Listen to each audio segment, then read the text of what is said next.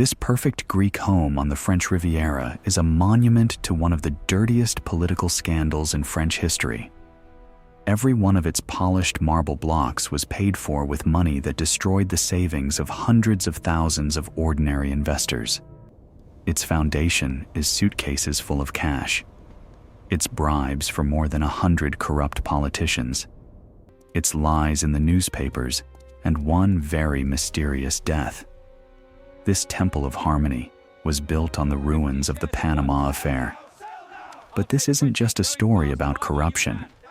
It's the story of a man who inherited this dirty money and decided to attempt the impossible. Have you ever wondered if it's possible to turn shame into eternal glory? On November 20th, 1892, his uncle, the main figure in the case, was silenced forever. And it was his death that allowed this construction to begin. We will tell the story of the most expensive attempt in history to build a fortress of money and myths to hide from the truth. Here, on the edge of the French Riviera, where the blinding sun meets the cool azure of the Mediterranean Sea, time seems to have stopped. The air is saturated with the scent of salt and cypress. On a cape, as if cast into the sea by an ancient deity, stands a building that shouldn't exist in the 21st century, Villa Kerylos. For the thousands of tourists who wander through its sun-drenched halls, it's a perfect set piece, a place where history becomes a beautiful backdrop for a photograph. They see flawless marble, bronze polished to a mirror shine, and frescoes that seem to have stepped right out of a textbook.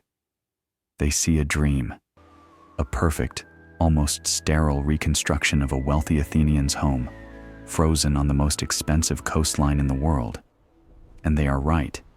It is indeed a dream, but not theirs. It belongs to one specific man, a dream of order, reason, and eternal harmony. An altar erected in praise of ancient Greece as a challenge to the chaos and vulgarity of the new era. Every stone here, every column carved from a single block, screams of perfection, of the victory of pure intellect over the mundane world. But this illusion, like any other, comes at a price. And the foundation of this temple of reason is not only built on the rocks of the French Riviera. It goes deep down into entirely different soil, into the sticky, foul-smelling mud of late 19th century Paris. Every polished stone in these walls was paid for not just with money, but with dubious money. This crystal purity was born from the murky waters of one of the most notorious political scandals in French history. A story that mixed greed, betrayal, suitcases of cash for corrupt politicians, and one very mysterious death. This house is not just an architectural masterpiece, it is an attempt to escape. The desperate gesture of a man who tried to build a fortress of marble and myths to hide from the truth about his family. He wanted to exchange shameful gold for eternal glory, to launder a legacy stained by financial fraud in the salt water of the Mediterranean. To understand Villa Kerylos, you have to forget the sun and the sea. You must descend into the dark corridors of power where fatal decisions were made that cost thousands of lives and entire fortunes, and ask the main question: who was the man who, having inherited a world of cynicism and compromise, decided to spend a fortune building a world that never existed? Paris, the late 19th century, the Belle Epoque era, a time of steel structures and electric lights, a time when it seemed human genius was capable of anything. And at the center of this world, in its financial heart, beat the feverish pulse of speculation. The Reinach family was not just a part of this system, they were its creation. These were not old money aristocrats whose wealth slumbered in landed estates. Their capital, first established in a bank in Frankfurt, was alive, nervous, and predatory. They inhaled risk and exhaled interest. They invested in the railways of Austria and Italy, bought up the debts of the Ottoman Empire, the riskiest asset on the planet. This was an era when fortunes were made not from production, but from information, from rumors, from the ability to be one step ahead of a catastrophe that you yourself had provoked. And then, the project of the century appeared, a dream capable of making anyone rich or burying them. The Panama Canal. It promised to connect oceans, redraw world trade, and bring investors unprecedented profits. At the head of this colossal enterprise was a national hero, the builder of the Suez Canal, Ferdinand de Lesseps. But in the shadows, in the offices where the real fate of the money was decided, was another man. Our hero's uncle, Baron Jacques de Reinach. Jacques was the financial brain of the Panama Company. But when the jungle, disease, and engineering miscalculations began to devour the budget, his role changed. He was no longer just a financier. He became the man who had to make France believe in a project that was already coming apart at the seams. And for that, he didn't need engineers. He needed politicians and journalists. What happened next went down in history as the Panama Scandal. Baron Jacques de Reinach became the central hub of a giant network of corruption. Rivers of money flowed from his office. Suitcases of cash, stocks, promises. More than 100 French politicians, editors of leading newspapers, senators, they all ended up in his ledger. He bought the silence of some and the laudatory articles of others. The sum of proven bribes reached 3 million gold francs, about 12 million euros today. This capital, needed from the desperation of thousands of small investors who believed in the Panama dream, would become the very marble from which a temple of harmony would one day be built. But the fever couldn't last forever. The bubble burst. The company went bankrupt, burying the savings of hundreds of thousands of French people under its rubble. An investigation began, and all threads led to one man, Baron Jacques de Reinach. He knew everything, and everyone. His testimony in court could have brought down the entire political elite of the Third Republic. On November 20th, 1892, the day before he was scheduled to speak, the Baron was found dead in his luxurious Parisian apartment. The official verdict was an apoplectic stroke, but all of Paris whispered of something else, a convenient death, a timely stroke, or perhaps a bullet, or poison. The death of Jacques de Reinach brought the curtain down on the scandal, allowing most of the guilty to escape justice. He was silenced forever. But the shadow remained. The name Reinach became synonymous not just with wealth, but with dirty, corrupt wealth. And this shadow fell upon the entire family, including the deceased's young nephew, the brilliant scholar and intellectual Théodore Reinach. He wasn't involved in the affair, but he was the heir to a vast fortune and an equally vast disgrace. The money that now belonged to him was poisoned, and he faced a question that would define his entire life. How do you live with such a legacy? And is it possible to build from this dirty money something so pure, so perfect, that it would forever erase the stain of the Panama Scandal? While Paris roared, drunk on progress and money, Théodore Reinach lived in another dimension. For him, the world around wasn't a triumph, but a symptom of a disease. He looked at the opulent facades of the Haussmannian boulevards, at the living rooms overloaded with decor, at the glare of the electric lights, and he saw not the belle epoque, the beautiful era, but a vulgar carnival of bad taste. Théodore Reinach was a man born out of his time, or rather, a man who decided to choose his own era. In his mind, trained on primary sources, lived Plato and Aristotle. He wasn't just a wealthy heir, he was a polymath, an archaeologist who could reconstruct history from a single shard, a numismatist who read the past in coins, a lawyer, a historian, a mathematician. He spoke fluent ancient Greek and Latin, and for him, these dead languages were more alive than the stock market jargon of his contemporaries. He despised his own age, an age that measured everything in money, the very same money that poisoned his own inheritance. And from this contempt, a dream was born.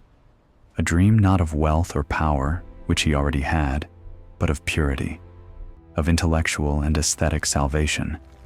He decided to build not just a house, he conceived of a manifesto against modernity.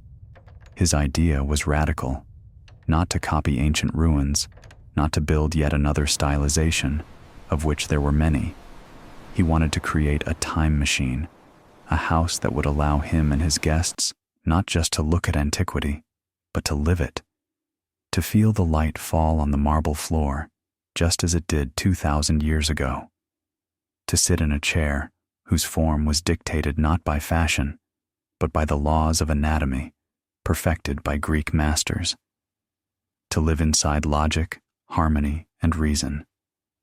This was his way of proving that the principles of Hellenic civilization were eternal, absolute. It was his answer to the chaos and bustle of the industrial age.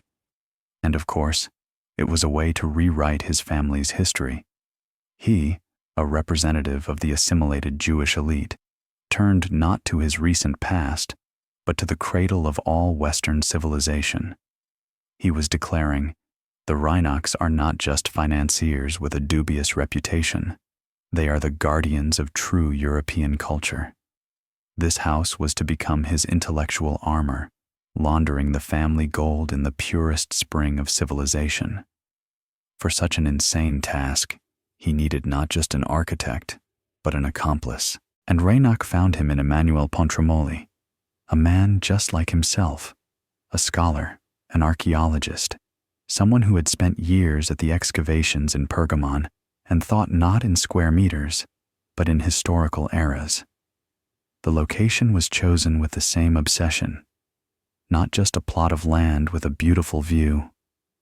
They found a cape cutting into the sea like the prow of a Greek ship, which reminded them of the sacred island of Delos, the center of the ancient world. Here, on this land, a new Hellas was to be born.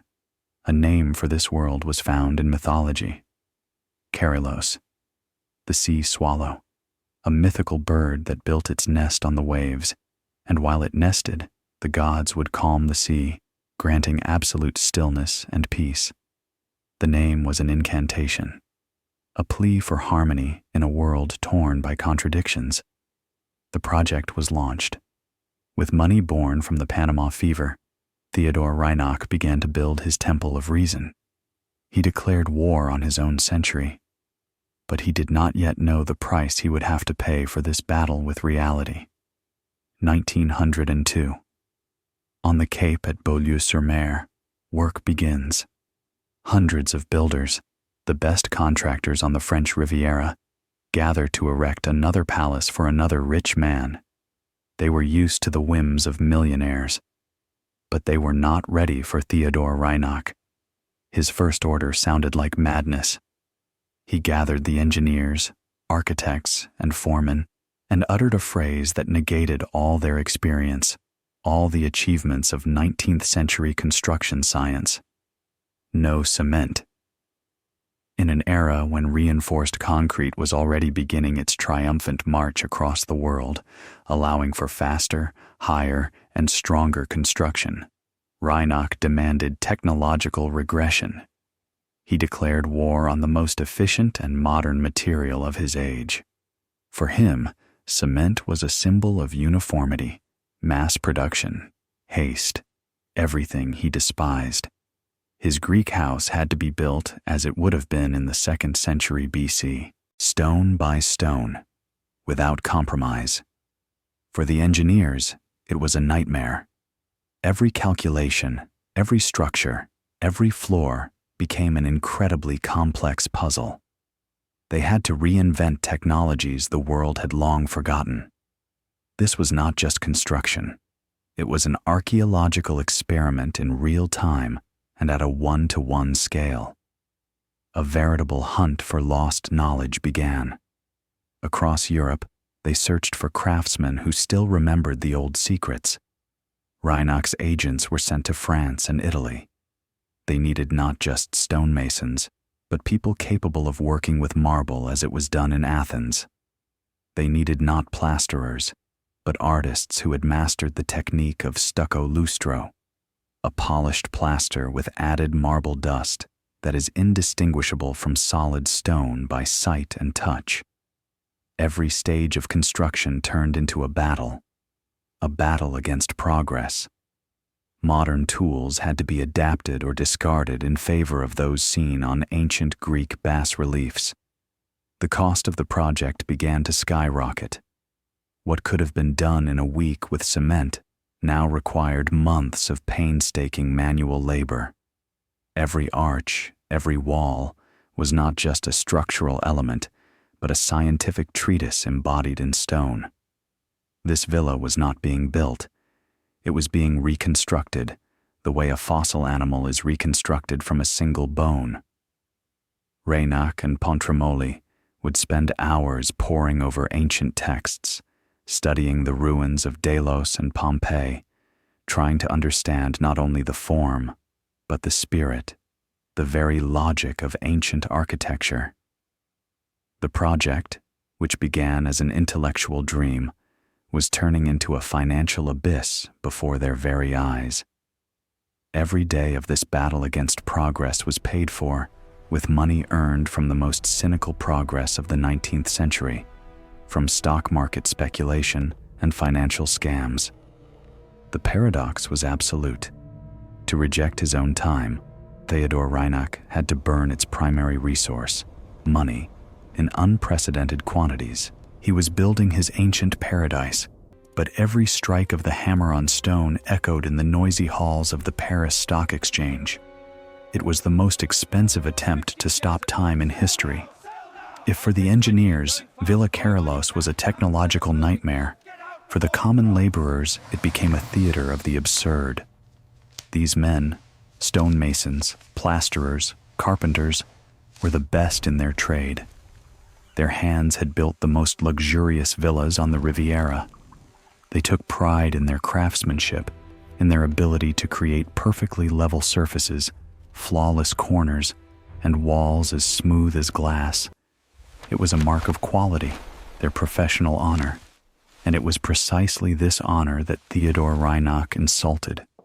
His war on progress quickly escalated into a war with the workers. He demanded from them not perfection in the modern sense, but something unthinkable. He demanded authenticity. Imagine a plasterer who, for several days, layer by layer, has been finishing a wall, achieving a perfectly smooth surface. He stands there, admiring his work, waiting for praise from the client. And then, Reinach appears.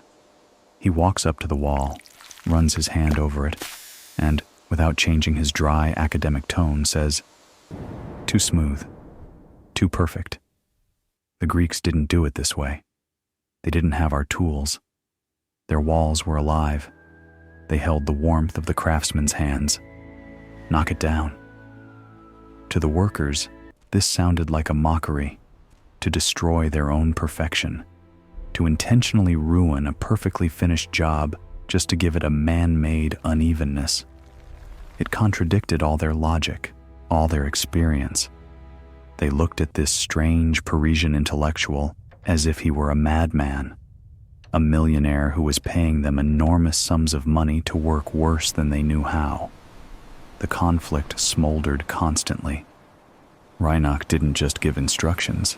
He gave them lectures on archaeology. He would explain to them why a corner shouldn't be a strict 90 degrees, but should have a barely perceptible deviation, just like in the Parthenon. Why the surface of the marble had to be worked in such a way as to leave microscopic traces of a hand tool. He wasn't looking for beauty, he was looking for truth. But his truth was madness to them. Every day on the construction site, the same silent scene unfolded. On one side, the craftsman, accustomed to 20th century standards. On the other, the client, living mentally in the 2nd century BC. This was not a mere whim. It was a fundamental conflict between two worlds. The world of industry, where precision, speed, and interchangeability are valued, and the world of antiquity, where every object was unique, bearing the imprint of its creator's personality. Reinach was forcing these men to work not like machines, but like ancient artisans. But he failed to consider one thing. They were people of the 20th century. They wanted to finish the job quickly, get their money, and go home to their families. But he demanded from them not just labor, but total immersion in his intellectual utopia.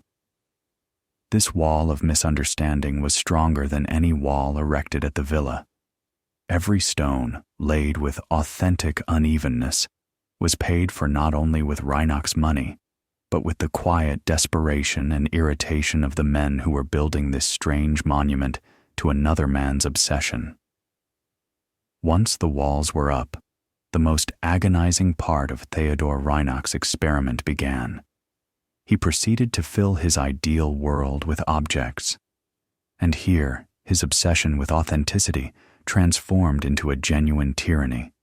A tyranny over comfort, over common sense, over the very nature of daily life. The devil, as they say, is in the details. And at Villa Kerylos, every detail was a small battlefield on which Reinach claimed victory over his own era. Take the furniture, for example. He couldn't just buy antique chairs. They had to be recreated.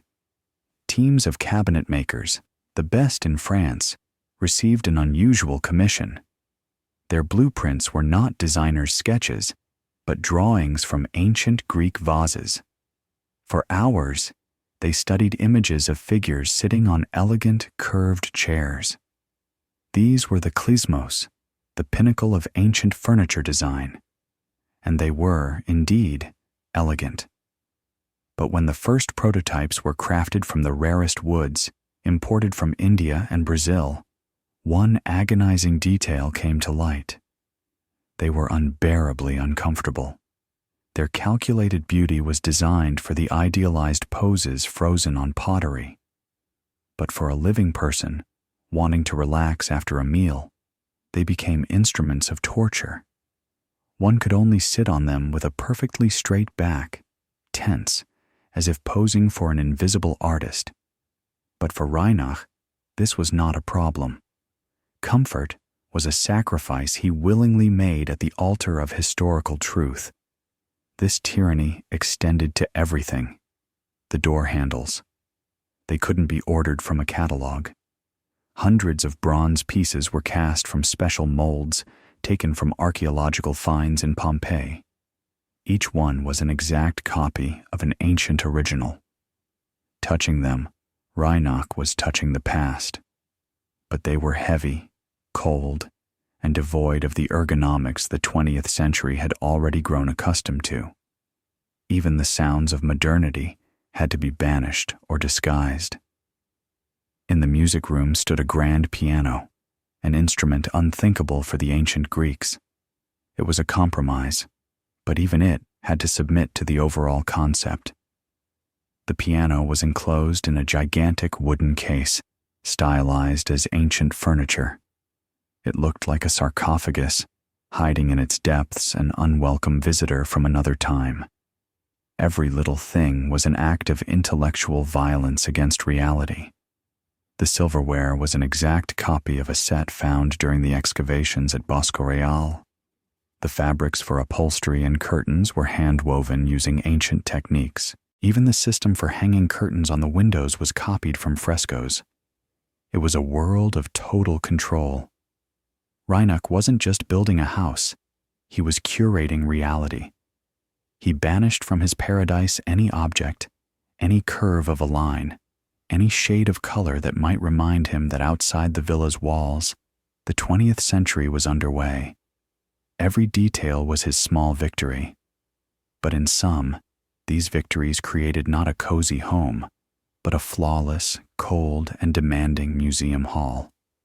A world that was delightful to be in, but almost impossible to live in. But even the most obsessed idealist cannot completely ignore reality. Théodore Reinach wanted to build a time machine, but his body and the bodies of his family members continued to live in the 20th century. They needed light after sunset, warmth on a cold winter's day, and conveniences that modernity had already made not a luxury, but a necessity. And here, within the walls and beneath the floors of Villa Kerylos, a second, secret battle unfolded. A battle between Reinach the Hellenist and Reinach the Pragmatist. Its result was the birth of an underground modernity, an entire network of engineering systems, brilliantly hidden from view so as not to shatter the ancient illusion. Take the lighting. Reinach dreamed of the lighting the Greeks had, olive oil burning in clay or bronze lamps, a soft, living, flickering light. But to live like that permanently was impossible. Electricity was needed, and so Reinach made a compromise that became a masterpiece of disguise. Electric light bulbs, those vulgar children of the age of progress, were hidden inside shades carved from single pieces of translucent alabaster. They looked exactly like ancient lamps, but provided a steady, stable light. Modernity was allowed inside, but only on the condition that it wear an ancient costume. An even bigger problem was heating.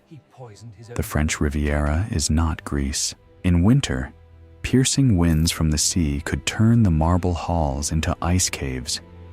Traditional Greek braziers with charcoal were inefficient and dangerous. The family demanded comfort. And so, Reinach's engineers performed a miracle. They designed one of the most advanced steam heating systems of its time. But where to put it? Bulky radiators would have destroyed the entire illusion. The solution was found underfoot. The entire network of pipes was laid beneath the magnificent mosaic floors. Hot steam circulated through hidden channels, heating the stone. The floor would become warm, and this warmth would gently rise, heating the room. This was a precise imitation of the Roman holocaust system, but implemented with 20th century technology. Modern comfort was literally walled up beneath the ancient aesthetic. This double life permeated the entire villa. In the bathrooms, finished with precious marble, modern showers were installed, but their taps and faucets were cast in bronze in the shape of animal heads and mythical creatures to conceal their true purpose. Water was supplied through a complex system of pipes hidden within the thick walls. The kitchen, located in the basement so the noise and smells of the servants' lower life wouldn't disturb the masters, was equipped with the latest technology, including a huge cast-iron stove and the first prototypes of cold rooms. Villa Kerylos is a monument not only to antiquity, but also to a great deception. It is a building with a false bottom. On the surface, an ideal, uncompromising world of ancient Greece. And beneath it, in the walls, under the floors, in disguised details, a hidden but all-pervasive modernity. This is the story of the greatest compromise Reinach made with himself. He built his temple of purity, but couldn't banish all the demons of the 20th century from it. He only forced them to operate in secret, underground. Théodore Reinach's intellectual tyranny subjugated engineers and builders. It forced 20th century technology to hide within the walls. But there was one force that even he could not control: his own family. And in the very heart of this ancient temple, in its female quarters, a quiet but resolute rebellion ignited. The instigator of this rebellion was Theodore's wife, Fanny Can. She was not merely the wife of an intellectual. She was the heiress to a vast fortune, the daughter of one of Paris's wealthiest financiers, a woman who grew up in luxury and comfort. Her world was one of silk wallpaper, plush armchairs, and the exquisite furniture of the age of kings. And although she supported her husband's project, she had no intention of sacrificing her personal comfort to his archaeological obsession. The conflict was brewing in the most intimate part of the house, in the mistress's private chambers, the gyneceum. If for Théodore, the villa was a scientific experiment and a stage for intellectual performances, for Fanny, it had to remain a home, a place where one could rest, relax, and feel comfortable. And the ancient austerity, the uncomfortable klysmos chairs, and the cold gleam of marble did not suggest comfort. And so, hidden from the strict tour route Reinach had planned for his guests, an enclave of dissent was created, an island of comfort and luxury in the midst of Greek asceticism. This refuge became Madame Reinach's personal bedroom and bathroom. When we enter here, it's as if we've stepped into another world. Antiquity vanishes. The walls here are not covered with severe frescoes, but are lined with elegant Louis XVI-style paneling. The furniture is light, comfortable, with soft upholstery. Instead of a Spartan bed, a comfortable one. Instead of bronze lamps, crystal light fixtures. This is not Greece. This is Versailles in miniature. This was not merely a deviation from the style. It was a manifesto, a quiet, female rebellion against a masculine intellectual dictatorship. Fanny Can, whose money also helped build this colossus, asserted her right to her own space, to her own taste. It was as if she were saying, "Your Greece is for the guests, for the library, for the formal halls. But here, in my world, I want to live, not participate in a historical reenactment." This corner, hidden from public view, is the most honest part of the villa. It exposes the project's internal conflict.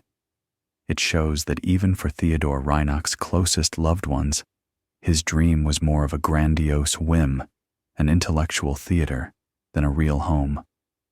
The fortress he was building had cracked from within, and this crack ran along the border between the masculine and feminine worlds, between public image and private life, between idea and reality. The rebellion in the gyneceum proved, you can force workers to chip off plaster, you can hide steam heating, but you cannot force a person to give up simple human comfort. An idea can be priceless, but its realization always has a price. In the case of Villa Kerylos, that price was staggering. To understand the true scale of Theodore Reinach's obsession, we must stop talking about art and start talking about money. Vast, almost unimaginable sums of money. When construction was completed, the final sum spent on this classical folly was about 9 million gold francs. It sounds impressive, but what does that really mean? Let's try to translate this abstract figure into something tangible. 9 million gold francs is 2,610 kilograms of pure gold. Today, at 21st century rates, the cost of this project would exceed 180 million euros. 180 million euros for a private home. This figure moves the villa beyond the category of mere luxury real estate and places it on par with state-funded mega-projects, the construction of museums, concert halls, government buildings. Every room here, every square meter of mosaic, cost a fortune. Let's see where that money went. This wasn't just spending. It was the systematic burning of capital in the name of authenticity. Reinach didn't look for compromises. He looked for the best. 12 different varieties of the rarest marble were delivered to the construction site. Among them was the legendary Carrara statuario, the very same from which Michelangelo carved his David, the purest and most expensive marble in the world. From it, 12 columns were carved for the inner courtyard, each from a single monolithic block. Any crack, any flaw, and a multi-ton block worth the annual budget of a small village was discarded. Yellow Sienese marble, green Tinos, pink Candoglia. The geography of the quarries spanned all of Europe. The walls and floors of the villa are a geological map of the most expensive types of stone known to mankind. At the peak of construction, more than 200 people worked here simultaneously. But these were not ordinary laborers. This was an army of elite artisans, the best in their fields, lured from all over France and Italy with offers of double and triple salaries. Stonemasons whose families had worked with marble for centuries, mosaicists capable of laying out complex mythological scenes from thousands of tiny pieces of stone, cabinet makers who mastered forgotten techniques of joining wood without a single nail. Every object here was a separate article of expense. Furniture made from exotic woods, bronze lamps and handles, custom cast, tableware of pure silver, frescoes that took months of painstaking work to paint. Villa Kerylos is a budgetary abyss, a monument not only to classical culture, but also to the limitless power of capital, the kind of power that allows one to turn the most insane intellectual fantasy into a material, tangible reality. Money born in the murky waters of the Panama scandal was transformed here, on the French Riviera, into something solid, eternal, and impeccably pure. It was the most expensive alchemical reaction in history, the transformation of dubious gold into an architectural philosopher's stone. To truly understand Villa Kerylos, it's not enough to simply look. You have to read it. Because this is not just a house, it is a text, a complex, multi-layered intellectual code, encrypted in stone, mosaic, and bronze. Théodore Reinach was building not a refuge for the body, but a fortress for the mind. And only those who held the key, knowledge of classical culture, could enter this fortress. The reading begins at the very threshold. Before entering, the guest steps on a mosaic with a single Greek word, heir, rejoice. This is not just a greeting. It is the first line of code, the standard password for entry into the Hellenic world, alluding to a 1,000-year-old tradition of hospitality. Even here, Reinach separated the initiated from the profane. For some, it was an incomprehensible set of letters. For others, a sign that they were home. Inside, the code becomes more complex. In the library, the intellectual heart of the villa, a phrase is carved above the fireplace in ancient Greek. It is a quote from the poet Pindar.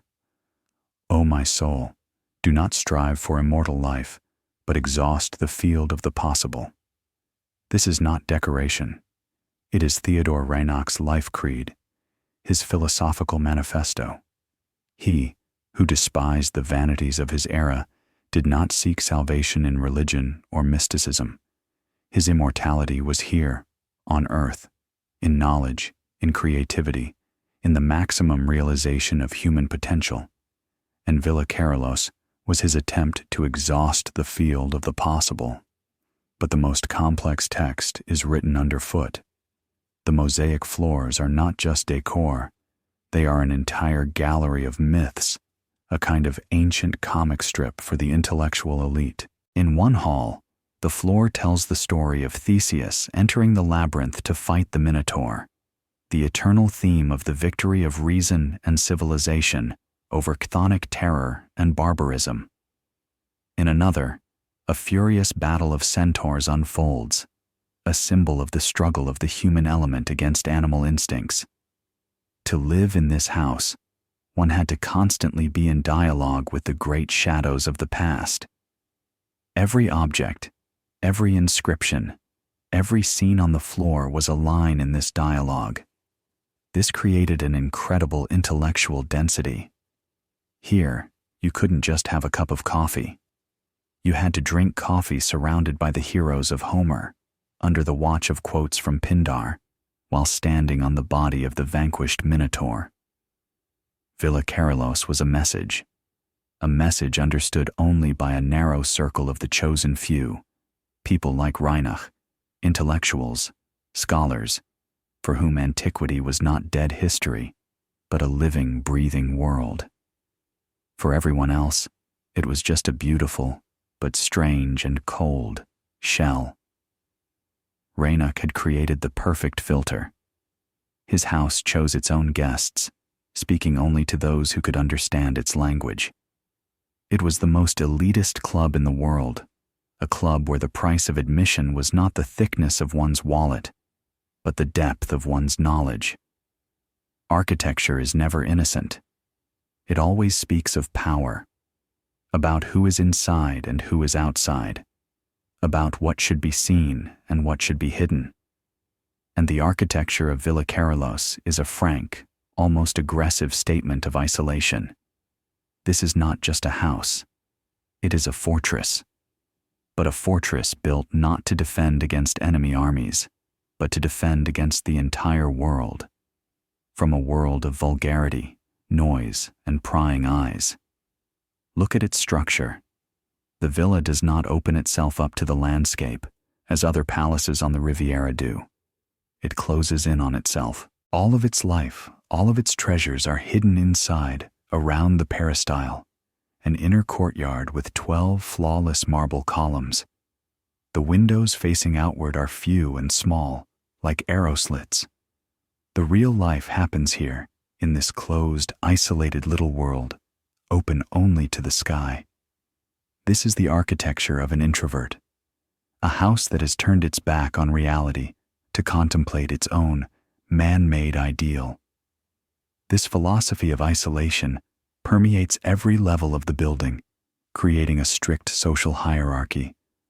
At the very bottom, on the lowest level, lies the world of the servants, the kitchen, the laundries, the staff quarters. This world is deliberately separated and sealed off. It is designed so that its very existence is as unnoticeable as possible. The smells of cooking, the noise of work, the voices of the people who kept this complex organism running, all of it was to remain below, in the underworld. Only the finished food, brought up on special lifts, reached the noble halls of the main floor. The lower, physiological life was banished from this paradise for intellectuals. This wasn't just about convenience. It was a fundamental, almost caste-like division of worlds, embodied in stone. The main floor is a public space, but public, in Reinach's understanding, it is a stage, the library, the formal dining room, the music salon. Here, guests were received, but only the chosen few, those who could read the villa's intellectual code. This space was created for display, for performance, for asserting the owner's status as a guardian of high culture. And finally, the second floor, the Holy of Holies, the private quarters, the bedrooms. This is the most closed, most intimate level. But even here, it is not coziness that reigns, but strict order. Thus, Villa Kerylos is a model of an ideal, hierarchical society in miniature. Below, the invisible world of those who work. In the center, the semi-public stage for the intellectual elite. Above, the closed-off zone of private life. All of this together forms a hermetic cocoon, perfectly shielded from the chaotic, unpredictable outside world. This is the architecture of total escapism. An escape from modernity, from democracy with its mixing of classes, from the very idea of openness. Reinach didn't just build a house on the seashore. He built a separate planet for himself and his circle, a small acropolis hovering above the bustle of the Riviera. He created the perfect fortress for the chosen, but he did not yet know that the most terrible threats of the 20th century can penetrate any walls, even the thickest marble ones. 1908. After 6 years of titanic effort, financial storms, and a relentless battle with reality, the hammers finally fell silent. A stillness settled over the Cape, broken only by the whisper of the waves and the cries of gulls. The Villa Kerylos was complete. It appeared before the world in all its cold, surreal beauty. The white Carrara marble shone so brightly in the sun it was blinding. The roof, covered in tiles handcrafted from ancient models, burned with a terracotta fire. It was a vision, a ghost from another time, accidentally finding itself on the coast of the 20th century. The reaction of the local community was predictable. To the fishermen and merchants of the neighboring town, to the owners of the lavish, eclectic Belle Epoque villas, Reinach's creation was ugly, alien, and utterly incomprehensible. Newspapers wrote of a millionaire's whim, of archaeological madness, of a stillborn masterpiece. They saw not a temple of reason, but a gigantic, absurd stage set. They laughed at this strange house with no balconies or verandas, at its insularity, at its defiant unlikeness to everything that surrounded them. But Théodore Reinach didn't care. Their opinions meant nothing to him. He sought neither approval nor understanding from the crowd. He had achieved his goal. He stood in the midst of his own personal, man-made cosmos. Here, within its marble walls, a perfect order reigned. Every object was in its place. Every line obeyed the laws of harmony. Every shade of color was calibrated against ancient models. He had banished from his world everything random, everything ugly, everything modern. He had won. He had built his time machine. He had created the backdrop for the ideal life as he believed it should be. But when the last workers had left, when the last speck of dust had settled, the villa sank into a deafening, almost museum-like silence. This perfect world was empty. It was as perfect as a geometric formula, and just as cold. Reinach looked at his creation, and what did he feel? Triumph? Satisfaction? Or perhaps a faint unease? He had created a flawless shell, one of the most perfect and expensive structures of its time. But could this shell ever be filled with real, warm, human life?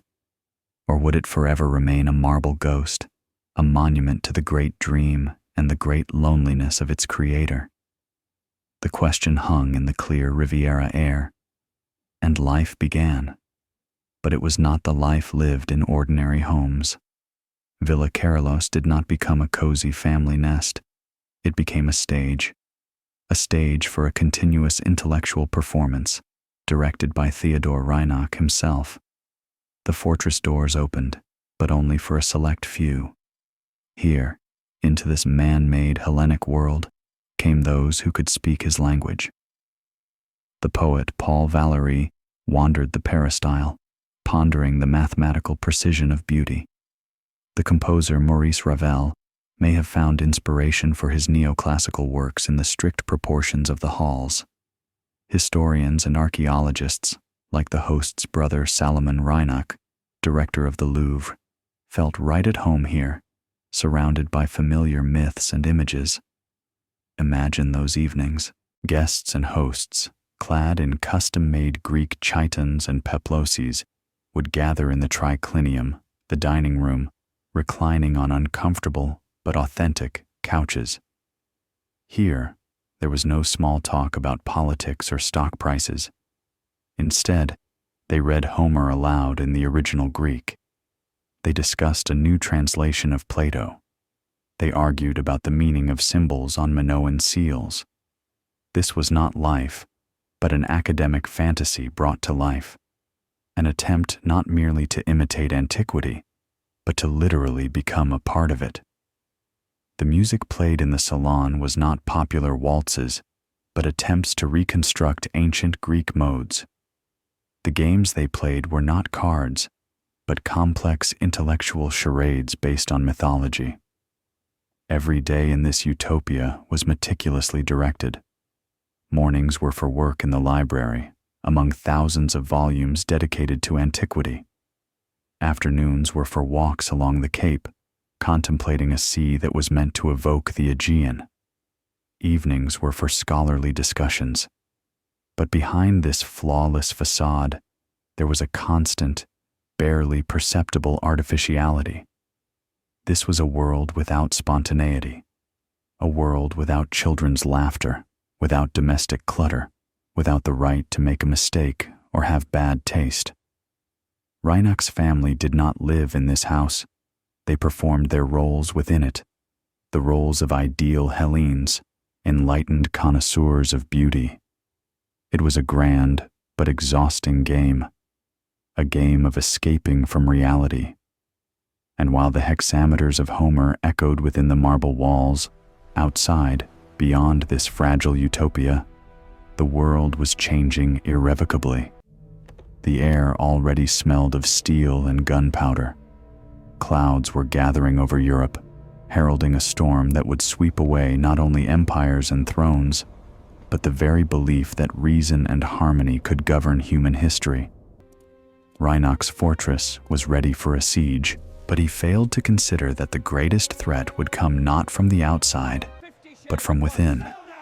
From the very heart of the 20th century, he was so desperately trying to escape. Fate, as in a true Greek tragedy, struck its first blow suddenly and cruelly. In 1914, the idyll was shattered by the roar of cannons. The First World War had begun, and reality, from which Théodore Reinach had so carefully walled himself off with marble, burst into his life. His youngest son, Adolphe, a brilliant young archaeologist, a Hellenist, the true heir to his intellectual passion, was killed on the battlefield. The temple of reason could not protect its priest. The dream of eternal harmony was shattered by shrapnel. It was the first sign that no utopia could withstand the relentless march of history. Théodore Reinach himself died in 1928, surrounded by his books, in the silence of his perfect world. He did not see the worst of it. He departed before his Hellenic dream turned into a nightmare. Decades passed. The villa, bequeathed to the state, slumbered on its cape, and a new, even darker shadow was gathering over Europe. Nazism, an ideology that despised everything the Reinachs held dear: cosmopolitanism, humanism, the power of the intellect. Theodore's eldest son, Léon, his wife Beatrice de Camondo, heiress to another great Jewish dynasty, and their children, Fanny and Bertrand, remained in France. They believed in their country, in its culture, in its laws. But the laws changed. Soon, their names appeared on lists. First, lists of restrictions and prohibitions, and then lists for arrest and deportation. The Reinach family was captured. They were sent to the Drancy transit camp, and from there, eastward, to a place that became a symbol of absolute evil: Auschwitz. There, in the mud and smoke of the crematoria, the story of Théodore Reinach's heirs came to an end. Léon, Beatrice, Fanny, Bertrand, all of them were murdered. The grandchildren of the man who built a temple to the glory of human reason were destroyed by a machine of total madness. The irony of fate reached its peak. In the very same years that the Reinach family was being transported to the gas chambers, new masters entered their home, the holy of holies of Hellenic culture. First Italian, then German soldiers. Men in uniforms bearing swastikas walked across mosaics depicting the victory of civilization over barbarism. They slept in rooms where Plato was once read. The temple of humanism was desecrated by the presence of its executioners. At that moment, Théodore Reinach's entire enterprise revealed its tragic futility. He built a fortress of ideas, but ideas proved powerless against machine guns. He tried to purify his family's legacy by appealing to the ancient roots of European civilization.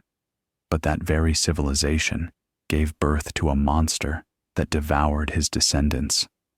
His flawless, eternal Hellenic world could not even protect its own creators from history. The Great Escapist project had suffered a total and devastating defeat.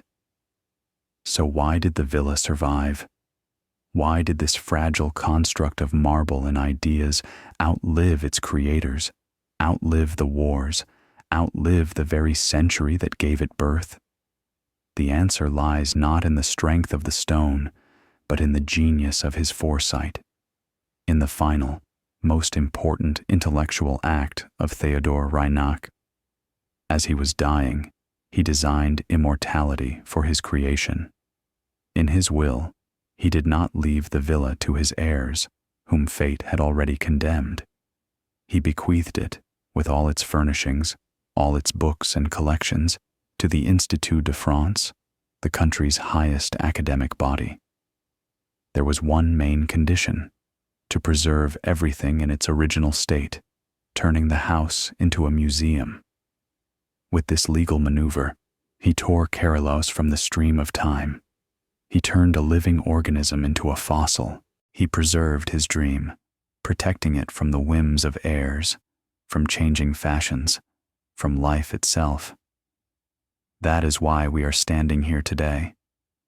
In 1966, the villa was declared a historic monument of France, the highest level of protection. It is now a perfect museum, impeccably restored, open to all. Tourists wander through its halls, admiring the beauty and harmony, unaware of the terrible price paid for this perfection. But this is not just a monument to genius, it is a monument to tragedy. Reinach sought immortality and achieved it, in stone. But the fate he tried to escape caught up with his family with the ruthless precision of a Greek tragedy. Villa Kerylos was left standing, flawless, eternal, and empty, a great and useless masterpiece, reminding us that no walls, not even those of the most expensive marble, can protect us from history. Over the roof, whose name means peace and tranquility, a lone sea swallow flies by. Villa Kerylos is a great paradox carved in stone, a desperate attempt to launder the gold of scandal in the purest spring of civilization, building a fortress of myths and marble against the merciless flow of time. But history, like fate in a Greek tragedy, proved that there is no hiding from it, and that the strongest walls are but a set piece in the face of true barbarism. And looking today at this flawless, cold perfection, we are left with the ultimate question: can something eternal be built on a foundation of vice and shame? And what is this beauty that has outlived its creators? A triumph of genius, or merely its magnificent sarcophagus? This story doesn't provide answers, but it makes you ask questions. We'd love to know what you think. Share your thoughts in the comments. And if you appreciate stories that make you look deeper, support our channel with a subscription and a like so we can continue to tell them.